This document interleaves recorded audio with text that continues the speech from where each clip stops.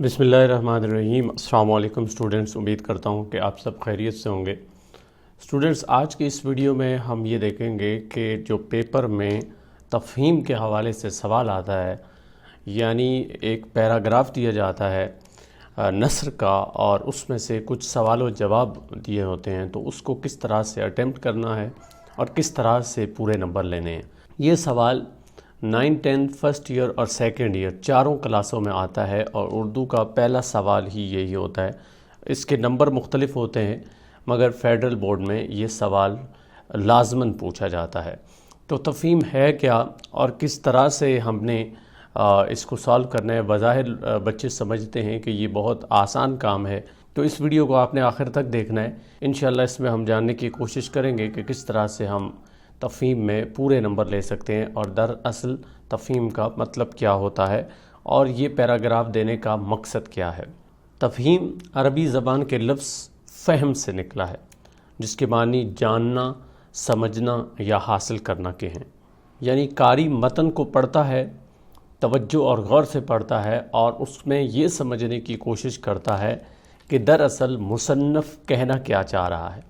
यानी मुसन्नफ़ जो मकसद अपना उस पैराग्राफ में या मतन में बयान करना चाहता है, हम उसको समझकर उसके सवालों के जवाबात देते हैं।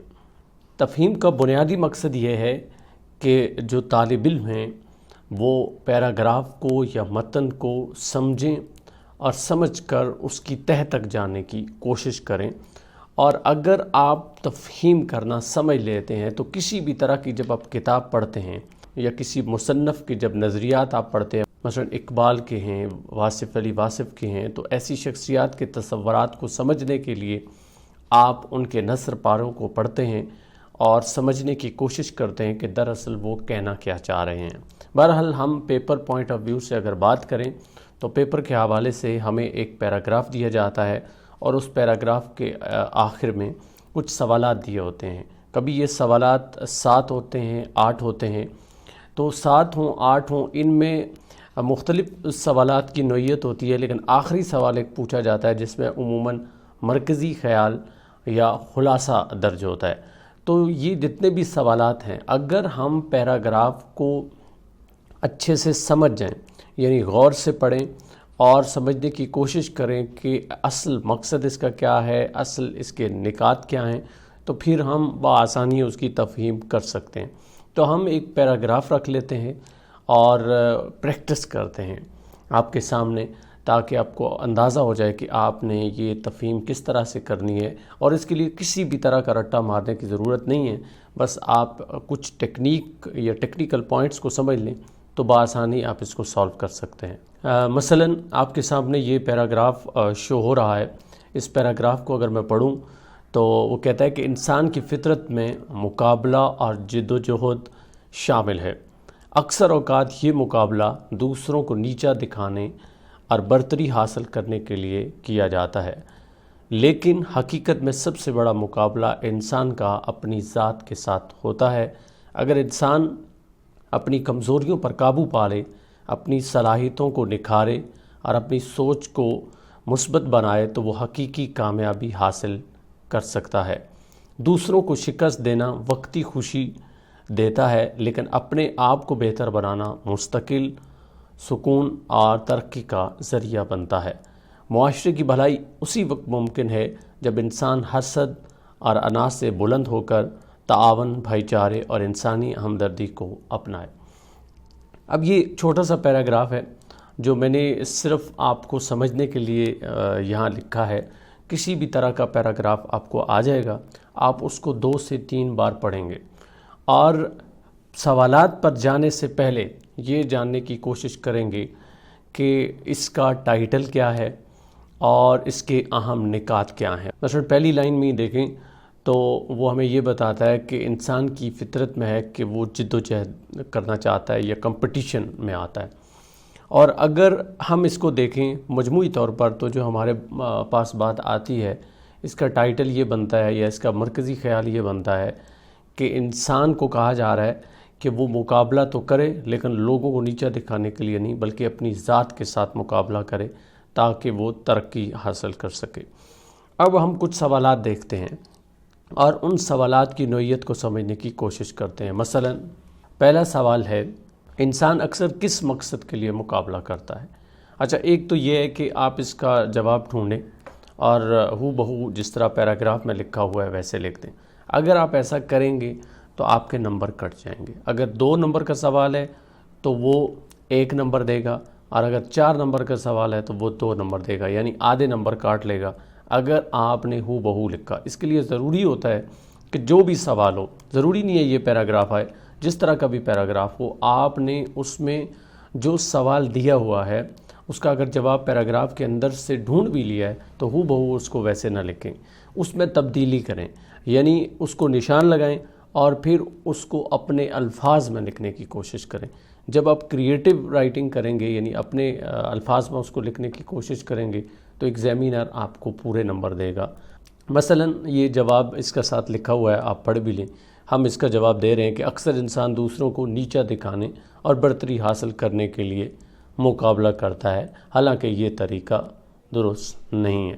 آپ چاہیں تو ایک جملے کا اور بھی اس میں اضافہ کر سکتے ہیں، چونکہ آپ کی اپنی انڈرسٹینڈنگ ہے، آپ نے خود اس کے اندر سے فائنڈنگز نکالی ہیں، یعنی آپ نے اس کے اندر سے ایک مفہوم اخذ کیا ہے اس سوال کے حوالے سے، اور آپ نے وہی لکھنا ہے۔ دوسرا سوال، سب سے بڑا مقابلہ کس کے ساتھ ہونا چاہیے؟ ٹھیک ہے، اب یہ بھی جب آپ اس پیراگراف کے اندر جواب ڈھونڈیں گے تو آپ کو مل جائے گا، لیکن آپ نے ہو بہو نہیں لکھنا، آپ نے اپنے الفاظ میں لکھنا ہے۔ مثلا یہ میں نے لکھا ہے، سب سے بڑا مقابلہ اپنی ذات کے ساتھ ہونا چاہیے تاکہ انسان اپنی کمزوریوں کو ختم کر کے خود کو بہتر بنائے۔ اب دیکھیں اس میں 2 حصے اس جواب میں ہیں۔ ایک تو سیدھا سیدھا جواب ہو گیا کہ مقابلہ جو ہے وہ اپنے آپ کے ساتھ ہونا چاہیے، اپنی ذات کے ساتھ ہونا چاہیے، لیکن کیوں ہونا چاہیے ساتھ یہ بھی بتا دیا کہ تاکہ انسان اپنی کمزوریوں کو ختم کر کے ان پر قابو پا لے۔ تو آپ نے بھی اسی طرح لکھنا ہے۔ ایک اور سوال پریکٹس کے لیے ہے، دوسروں کو شکست دینے کا نتیجہ کیا نکلتا ہے؟ اچھا، اس میں بھی آپ کو ہو بہو جواب مل جائے گا، لیکن اگین آپ نے وہ نہیں لکھنا، اپنے الفاظ میں لکھنا ہے۔ دوسروں کو شکست دینا وقتی خوشی دیتا ہے، لیکن یہ حسد اور نفرت جیسی بیماریوں کو پھیلاتا ہے۔ اس لیے ہمیں چاہیے کہ ہم معاشرے کو بدتر نہ کریں، یعنی ان بیماریوں سے بچیں، اور مقابلہ اپنے آپ کے ساتھ کریں۔ اگین آپ یہ بات لکھ سکتے ہیں، لیکن اپنے الفاظ میں اگر آپ لکھیں تو یہ آپ کے لیے زیادہ سود مند ہوگا، چونکہ ایگزامینر آپ کو اچھے نمبر دے گا۔ اس میں سے اگر مزید کچھ سوالات بنائیں تو وہ سوال آ سکتا ہے کہ معاشرے کی بھلائی کس بات میں ہے؟ اب دیکھیں، معاشرے کی بھلائی ویسے آپ بہت کچھ اس میں لکھ سکتے ہیں، لیکن آپ نے پیراگراف کے اندر سے لکھنا ہے۔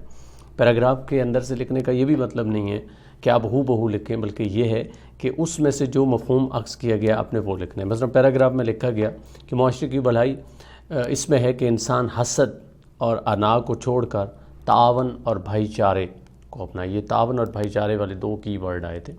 تو حسد اور انا کو ختم کرنا ہے، بھائی چارے کو فروغ دینا ہے، یہ معاشرے کی بھلائی کی بات ہوئی اس پیراگراف کے اندر۔ اور آخری سوال، ویسے تو میں نے یہاں 5 بنائے ہیں، 5، 7، 8 سوال آپ کے آئیں گے۔ مرکزی خیال یا خلاصہ، یہ بڑی اہم چیز ہوتی ہے۔ مرکزی خیال عموماً 1.5 سے 2 لائن میں مکمل ہو جاتا ہے۔ مثلا اس میں مرکزی خیال اس کا کیا تھا کہ اس نے شروع میں ہی ہمیں بتا دیا کہ انسان کی فطرت میں مقابلہ اور جد و جہد تو ہے، لیکن اس کو دوسروں کے ساتھ مقابلہ کرنے کے بجائے اپنے آپ کے ساتھ مقابلہ کرنا چاہیے۔ یہ میں نے لکھ بھی دیا ہے، اس کو آپ پڑھ لیں۔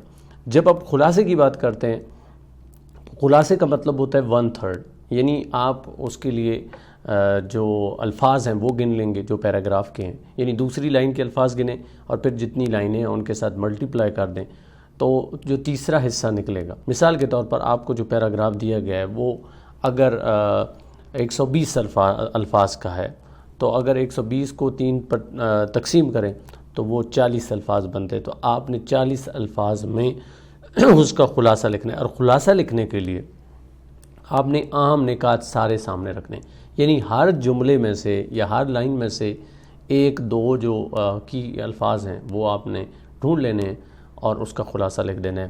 مثلا پہلی لائن ہے تو اس کو اس نے لکھا ہے انسان کی فطرت میں مقابلہ اور جد و جہد شامل ہے، تو آپ اس کو ایک لفظ میں لکھ سکتے ہیں کہ انسان کی فطرت میں کوشش کرنا ہے۔ اس طرح اکثر اوقات یہ مقابلہ دوسروں کو نیچے دکھانے اور برتری حاصل کرنے کے لیے کیا جاتا ہے، تو آپ اس میں لکھیں گے کہ انسان اکثر دوسروں کو کم تر سمجھنے کے لیے یہ مقابلہ کرتا ہے۔ اسی طرح یعنی آپ الفاظ کو کم کرتے جائیں گے، اور تیسرا حصہ اگر آپ لکھ دیں گے عام نکات کے اوپر، اور اگر اس میں کوئی کوٹیشن آتی ہے، کوئی شعر تو عموماً آتا نہیں ہے، کوٹیشن آتی ہے تو کوٹیشن کو یا وہ جو آپ کا اقوال ہوتے ہیں، قول ہوتا ہے، اس کو انورٹڈ کوما میں لکھنے کے بجائے اپنے الفاظ میں مختصراً آپ نے بیان کرنا ہوتا ہے۔ تو امید ہے اسٹوڈنٹس کہ آپ تفہیم کو سمجھے ہوں گے۔ آپ کی 9th 10th first year second year یہ چاروں کلاسوں میں پہلا سوال آتا ہے۔ تو اگین کہوں گا کہ تفہیم کا مطلب ہے سمجھنا اور اس پیراگراف کی گہرائی تک پہنچنا۔ تو اس کو 2 سے 3 بار پڑھیں، اس کے جو اہم نکات ہیں ان کو سامنے رکھیں اور ان کو سامنے رکھتے ہوئے سوالات کا جواب دیں۔ اور سب سے اہم بات یہ کہ وہ جو سوالات کا آپ جواب دے رہے ہیں، بے شک آپ کو ہو بہو اس کا جواب مل گیا ہے پیراگراف میں، تو اس کو ایسے نہ لکھیں، اپنے الفاظ میں بیان کریں تاکہ آپ کے اچھے نمبر آئیں اور مکمل نمبر آپ حاصل کر سکیں۔ جزاک اللہ۔